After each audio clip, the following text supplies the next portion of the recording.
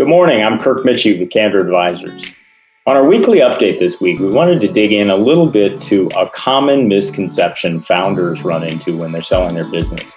And that is that you are not, regardless of valuation, going to end up with a big wire transfer into your account for 100% of your equity, generally. In rare cases, that happens. Sometimes when you sell your company to, say, a big competitor, they might give you what's called 100% cash at close, which essentially means that other than making sure that you give them the computer login and tell them where the cleaning supplies are, you're largely done. But for most founders, that's not what's going to happen, especially not if you sell to a private equity firm, which, by the way, might be the best path to exiting your company. It just kind of depends. That's where we specialize.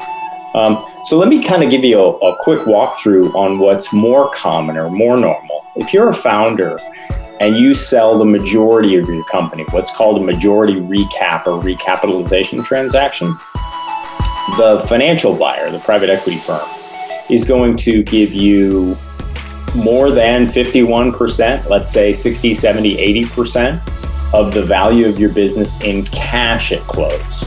And then, in all likelihood, they're going to ask you to roll equity. And what that means is they're going to ask you to retain an ownership stake, common equity, in the business after they bought it so that you can play for what's called the second bite of the apple. So another sale down the road when they sell your company. That'd be really, really common, simple structure. But there are other things that might happen too. They might ask you to take back a note, kind of like somebody might ask you to take back a note on your house when they're selling it, when you're selling it to them.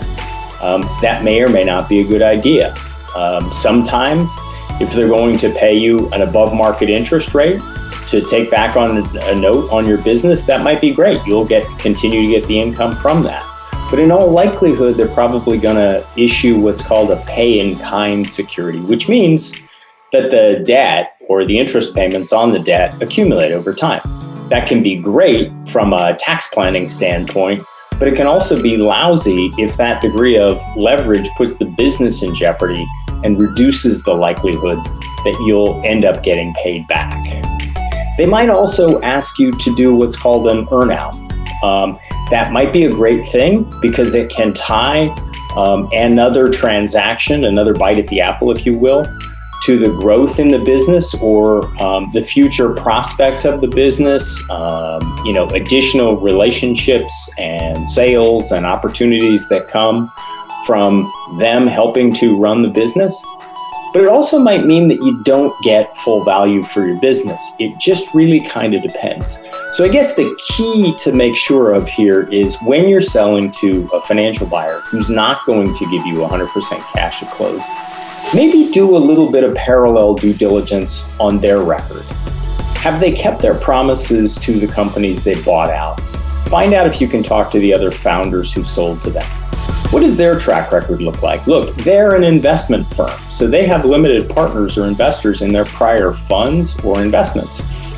You should be able to ask how they've done on their prior investments, because if you roll equity, you're in effect becoming an investor in them. So you want to know that before you sell to them. Structure might be a wonderful thing. In other words, not getting 100% cash at close and taking back certain kinds of other securities or other interests to get more value over time. It just really depends. If we can help with that or anything else, please navigate over to our website, candor-advisors.com, and let us know how we can help. Thanks. Have a great week.